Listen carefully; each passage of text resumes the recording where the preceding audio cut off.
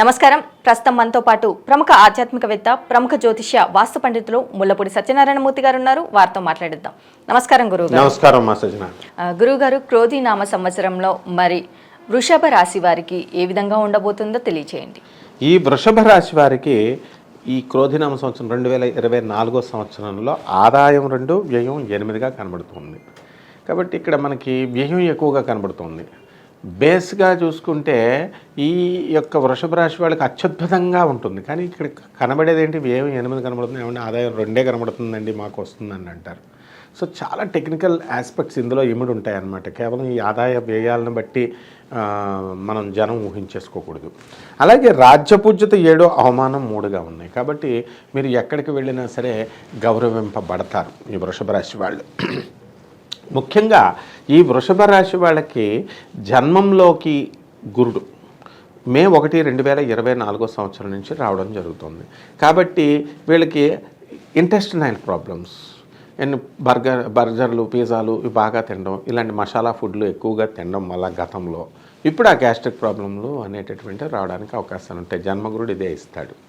Next, ఈ యొక్క లాభములో ఉన్నటువంటి రాహు వల్ల చక్కగా వీళ్ళకి ఎంతకాలం పెండింగ్లో ఉన్నటువంటి అన్ని పనులు కూడా మీకు పూర్తయిపోతాయి. ఆ తర్వాత రాజ్యస్థితిగతుడైనటువంటి శని వల్ల ఉద్యోగంలో స్వల్ప ఒడిదుడుకులు ఉంటాయి. అంటే కోఆపరేషన్, సుపీరియర్స్ కోఆపరేషన్ ఉంటుంది, ఆఫీసర్స్ హెరాస్మెంట్ ఉండదు, వర్క్లోడ్ మీరు కోరుకున్నట్టుగా ఉంటుంది.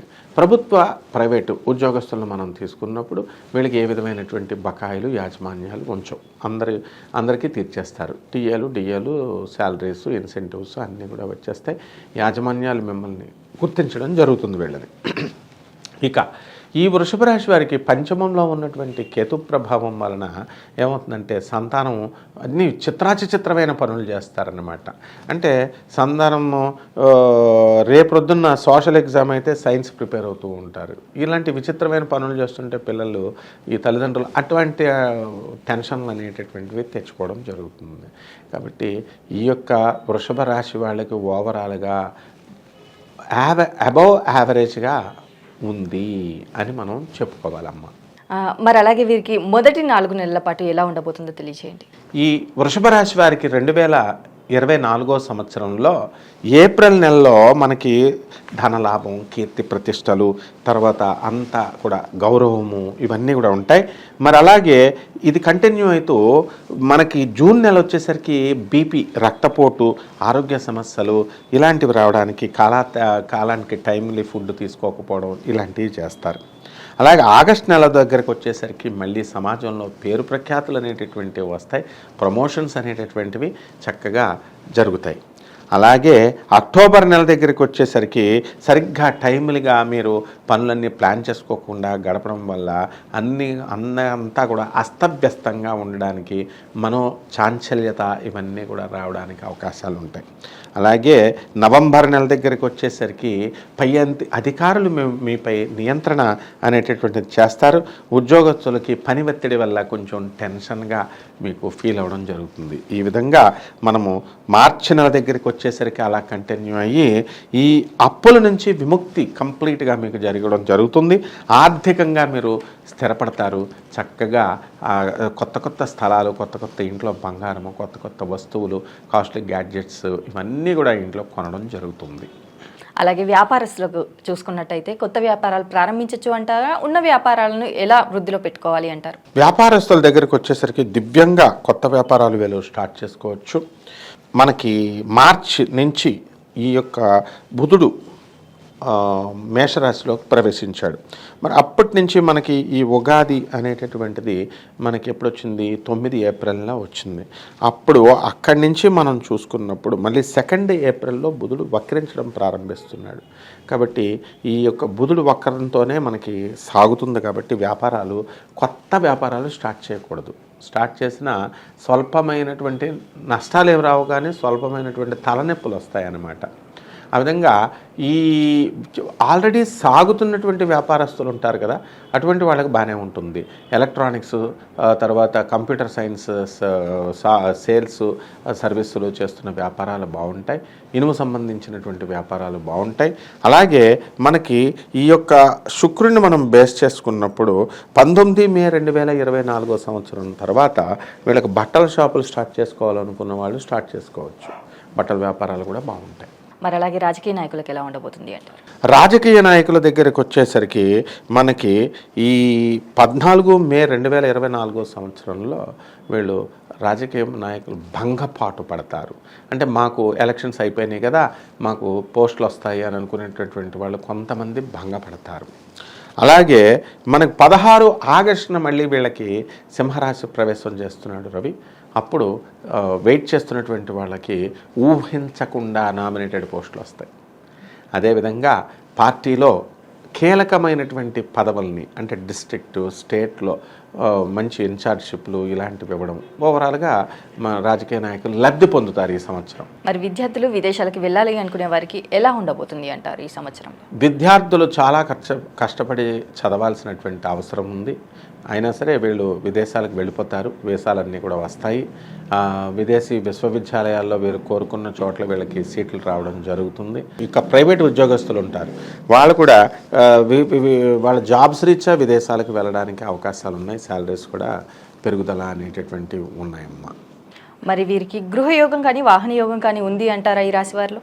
పుష్కలంగా ఉంది. ఈ యొక్క వృషభ రాశి వారు ఆల్రెడీ కొనేసుకున్నారు స్థలాలు, ఇళ్ళు. ఎవరైతే కొనుక్కున్నటువంటి వాళ్ళు ఎవరైతే ఉన్నారో అటువంటి వాళ్ళంతా కూడా మనకి 13 అక్టోబర్ 2024 సంవత్సరం తర్వాత కొనడం జరుగుతుంది. అలాగే అద్దెళ్లలో ఉన్నటువంటి వాళ్ళు పెద్ద ఇళ్లలోకి వెళ్ళడం కూడా జరుగుతుంది. ఈ యొక్క శుక్రుడు చక్కగా మనకి వృశ్చిక రాశి ప్రవేశం చేసిన తర్వాత మార్పులు అనేటువంటివి కనబడతాయి.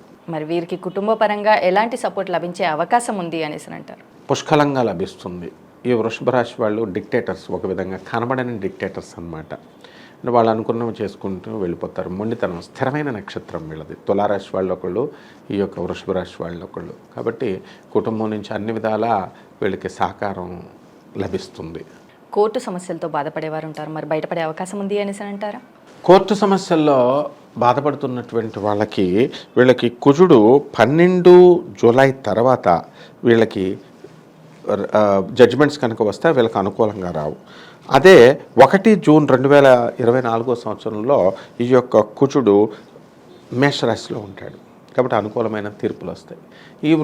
ఈ యొక్క వృషభ రాశి వాళ్ళకి విచిత్రం ఏమిటంటే ఈ 2024 సంవత్సరంలో ఈ యొక్క నూతన స్త్రీలతో పరిచయాలు ఏర్పడతాయి. అంటే చాలామంది యూట్యూబ్లో టైటిల్స్ ఏమండి స్త్రీలు పరిచయం అవుతారు, మీ జీవితాలు మారిపోతాయి, ఇట్లా చెప్తూ ఉంటారు. కానీ విచిత్రం ఏమిటంటే ఈ వృషభ రాశి వాళ్ళకి కొత్తగా స్నేహితులు రావడము, దాన్ని కనుక వీళ్ళు సరిగ్గా కనుక వినియోగించుకోకపోయినట్లయితే, అంటే ఫ్రెండ్లీ రిలేషన్స్ మెయింటైన్ చేయాలి వాళ్ళతో, అంతకుమించి అధిగమించి పిచ్చిగా కనుక వీళ్ళకి కనుక చేసినట్లయితే ఈ యొక్క బుధుడు మనకి జూలై 29వ తేదీ 2024 సంవత్సరం తర్వాత వృషభ రాశి వాళ్ళని కటకటాలు పాలు చేయడానికి అవకాశాలు ఉంటాయి. కాబట్టి వీళ్ళు జైలుకి వెళ్ళడానికి అవకాశాలు ఉంటాయి. ఫ్యాబ్రికేటెడ్ అండ్ మ్యానిపులేటెడ్ కేసెస్లో ఇరుక్కోవడానికి అవకాశాలు ఉంటాయి. కాబట్టి స్త్రీలని చక్కగా చాలా మా చెల్లుల్లాగా, తర్వాత తమ తల్లుల్లాగా చూడడం నేర్చుకోవాలి ఖచ్చితంగా ఈ సంవత్సరంలో వీళ్ళు. మరి ఈ వృషభ రాశి వారు చేసుకోవాల్సిన పరిహారాలు ఏంటంటారు? వృషభ రాశి వారికి కేతు జపం చేసుకోవాలా, కేతు స్తోత్రాలు చేసుకోవాలా, కేతువుకి కిలోంపావు ఉలవల్ని, తర్వాత ఈ యొక్క చిత్రవర్ణం కలిగినటువంటి వస్తువు. కేతువుకి చిత్రవర్ణం ఎందుకంటే కేతువు భార్య పేరే చిత్రాదేవి. కాబట్టి అన్ని రంగులు ఉన్నటువంటి వస్త్రాన్ని పేద బ్రాహ్మణులకి సోమవారం నాడు ఉదయం చక్కగా 7 గంటలకి దానం చేయడం వల్ల, అలాగే గణపతికి గరిక గడ్డితో మనం చక్కగా పూజలు చేసుకోవడం ద్వారా మనకి చక్కగా ఓం గం గణపతయే నమః అనే మంత్రంతో ఈ కేతోషాలు పోతాయి. ఇలా కాకుండా షార్ట్కట్ మెథడ్స్లో మనకి వామాచారం, కౌలాచారం అని ఇలా మభ్యపెట్టేటటువంటి యూట్యూబ్లో కనబడుతున్నాయి. కాబట్టి అలాంటి వాటికి కనుక అట్రాక్ట్ అయ్యి వెళితే చాలా లాస్ అవుతారు వీళ్ళు. కారణం ఏంటంటే సాంప్రదాయబద్ధంగా ఆదిశంకర్లు ఇచ్చినటువంటి ఈ యొక్క పరంపరని సాత్విక పూజల్లో వెళితేనే క్షేమం. అలా కాకుండా షార్ట్కట్ మెథడ్స్లో వెళ్ళినప్పుడు ముళ్ళ రోడ్డులో ముళ్ళు గుచ్చుకోవడానికి అవకాశాలు ఉంటాయి. ఆ తర్వాత వాళ్ళు చాలా ఇప్పుడనే కాదు, నెక్స్ట్ జన్మలో కూడా ప్రేతాత్మలు అవుతారనమాట వీళ్ళంతా కూడా. కాబట్టి అనవసరమైనటువంటి వాటికి భేషజాలకి, అనవసరమైనటువంటి ఆకర్షణలకి వెళ్లకుండా మీ తల్లిదండ్రులు ఏది చేశారో చక్కగా, మీ గురువులు ఏం చెప్పారో ఆ విధంగా ఆ సాత్వికమైనటువంటి పద్ధతిలో మీ తాతలు పాటించిన పద్ధతుల్లో వెళితే మీకు క్షేమకరం.